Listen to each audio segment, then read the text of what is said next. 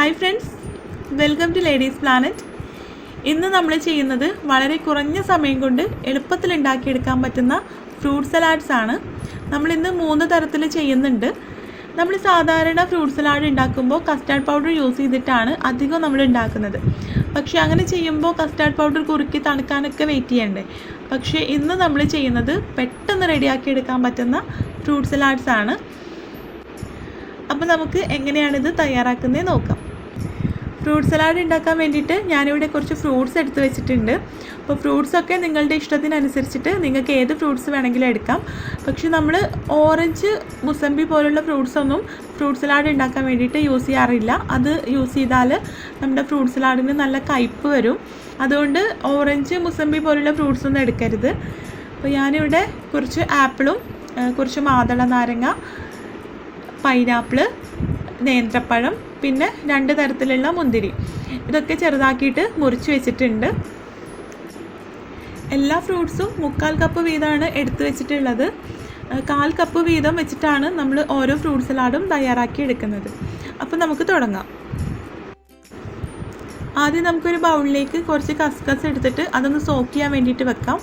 അപ്പോൾ ഞാനിവിടെ ഒരു വലിയ സ്പൂൺ കസ്കസാണ് ഇതിന് വേണ്ടിയിട്ട് എടുത്തിട്ടുള്ളത്. അപ്പോൾ ഇത് സോക്കായി വരുമ്പോൾ നിങ്ങൾക്കറിയാമല്ലോ, നന്നായിട്ട് പൊങ്ങി വരും.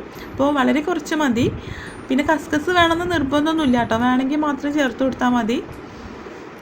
ഇതൊന്ന് മാറ്റി വെച്ച് കൊടുക്കാം. ഇനി നമുക്ക് ആദ്യത്തെ ടൈപ്പ് ഫ്രൂട്ട് സലാഡ് ഉണ്ടാക്കാം. അതിന് വേണ്ടിയിട്ട് 1/4 കപ്പ് വീതം എല്ലാ ഫ്രൂട്ട്സും ഒരു ബൗളിലേക്ക് ചേർത്ത് കൊടുക്കാം.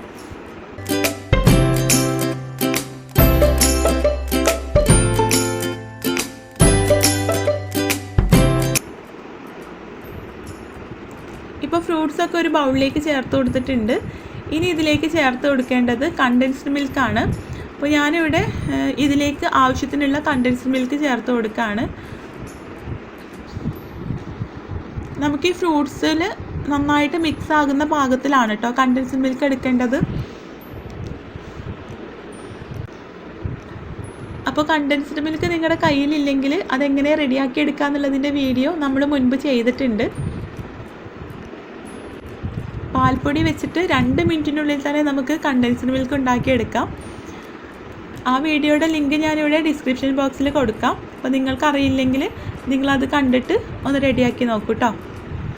അപ്പോൾ ഇത്രയേ ഉള്ളൂ, നമ്മുടെ ഫ്രൂട്ട് സലാഡ് റെഡി ആയിട്ടുണ്ട്. ഇനി നമുക്കിത് തണുപ്പിച്ചതിന് ശേഷം സെർവ് ചെയ്യാം. അപ്പോൾ ഇത് ഫ്രിഡ്ജിലേക്ക് മാറ്റാം. ഇനി നമുക്ക് അടുത്ത ടൈപ്പ് ഫ്രൂട്ട് സലാഡ് റെഡിയാക്കി എടുക്കാം. അടുത്ത ഫ്രൂട്ട് സലാഡ് ഉണ്ടാക്കാൻ വേണ്ടിയിട്ട് ആദ്യം നമുക്കൊരു ഷുഗർ സിറപ്പ് ഉണ്ടാക്കണം.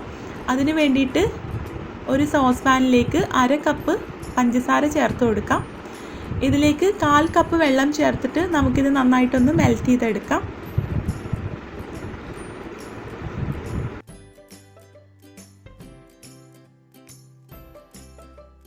ഇപ്പോൾ പഞ്ചസാര നന്നായിട്ട് മെൽറ്റായി വന്നിട്ടുണ്ട്.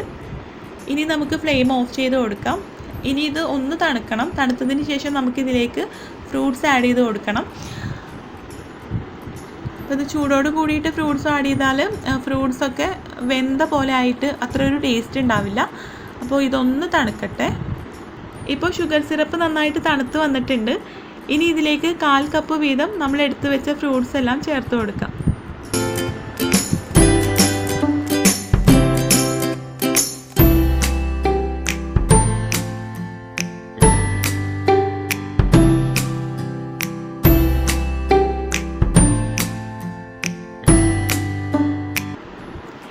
ഇനി ഇത് നന്നായിട്ടൊന്ന് മിക്സ് ചെയ്തതിന് ശേഷം കുറച്ച് നേരം ഒന്ന് മൂടി വെച്ച് കൊടുക്കാം. ഫ്രൂട്ട്സിൽ മധുരമൊക്കെ നന്നായിട്ടൊന്ന് പിടിക്കാൻ വേണ്ടിയിട്ടാണ്.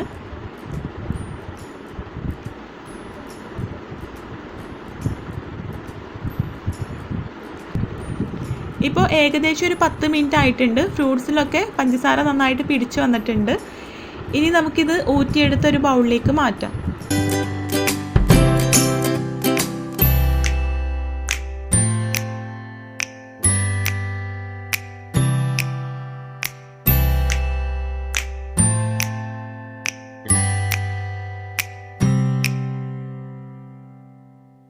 ഇനി ഇതിലേക്ക് ചേർത്ത് കൊടുക്കേണ്ടത് ഫ്രഷ് ക്രീമാണ്.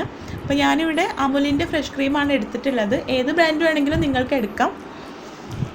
ഫ്രഷ് ക്രീമിൽ നിന്നും 1/2 കപ്പ് ഇതിലേക്ക് ചേർത്തിട്ട് നന്നായിട്ടൊന്ന് മിക്സ് ചെയ്തെടുക്കാം.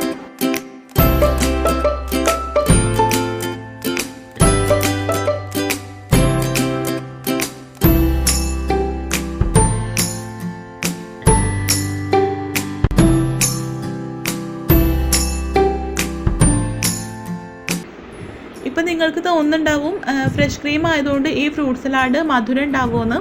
അപ്പോൾ ഈ ഫ്രൂട്ട് സലാഡ് നല്ല മധുരം ഉണ്ട് കേട്ടോ. കാരണം നമ്മൾ ഫ്രൂട്ട്സൊക്കെ ആദ്യം ഷുഗർ സിറപ്പിലിട്ട് വെച്ചത് ഫ്രഷ് ക്രീമിന് മധുരം ഇല്ലാത്തതുകൊണ്ടാണ്.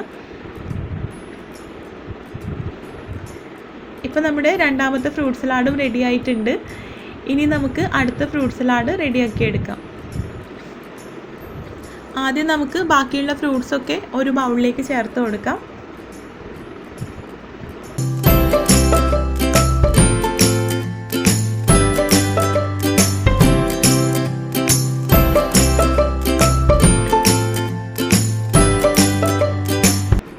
ഇപ്പോൾ ഫ്രൂട്ട്സ് എല്ലാം ഒരു ബൗളിലേക്ക് ചേർത്ത് കൊടുത്തിട്ടുണ്ട്.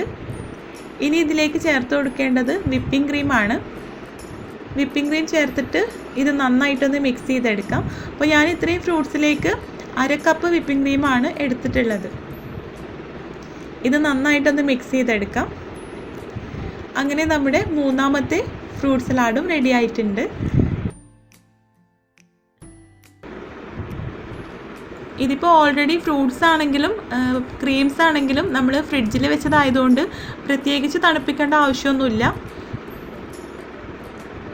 അപ്പോൾ ഞാനിപ്പോൾ ഈ ഒരു ഫ്രൂട്ട് സലാഡ് റെഡിയാക്കി എടുക്കുന്ന സമയം ബാക്കിയുള്ളതൊന്നും ഫ്രിഡ്ജിൽ വെച്ചെന്നേ ഉള്ളൂ. ഇത് സെർവ് ചെയ്യുന്ന സമയത്ത് ഇതിനിടയിൽ കുറച്ച് കസ്കസും കൂടെ ഇട്ട് കൊടുക്കാം. പിന്നെ ഇതിൻ്റെ മുകളിൽ കുറച്ച് ഐസ്ക്രീമും വെച്ച് ഡെക്കറേറ്റ് ചെയ്യാം. ഇത്രയേ ഉള്ളൂ. വളരെ സിമ്പിളാണല്ലേ. അപ്പോൾ നമുക്ക് പെട്ടെന്നൊക്കെ ഫ്രൂട്ട് സലാഡ് കഴിക്കണമെന്ന് തോന്നിയാൽ ഇങ്ങനെയും ട്രൈ ചെയ്യാം. പിന്നെ ഒരുപാട് ആളുകളുള്ള ഫങ്ഷൻസിനൊക്കെ ഇങ്ങനെ ആകുമ്പോൾ നമുക്ക് പെട്ടെന്ന് ഇതുണ്ടാക്കിയെടുക്കാം. അപ്പോൾ നിങ്ങളൊന്ന് ട്രൈ ചെയ്ത് നോക്കൂ കേട്ടോ.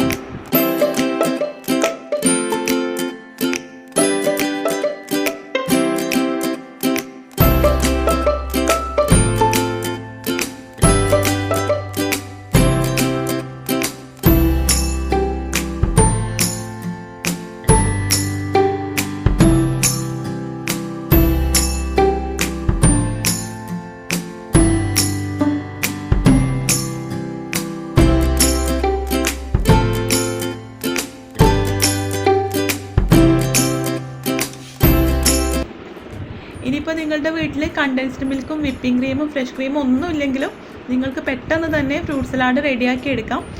അതിന് വേണ്ടിയിട്ട് ആദ്യം നിങ്ങൾ കുറച്ച് ഷുഗർ സിറപ്പ് ഉണ്ടാക്കുക. നമ്മളിപ്പോൾ ഫ്രഷ് ക്രീം വെച്ചിട്ട് ചെയ്ത ഫ്രൂട്ട് സലാഡിൻ്റെ പോലെ കുറച്ച് ഷുഗർ സിറപ്പ് ഉണ്ടാക്കുക.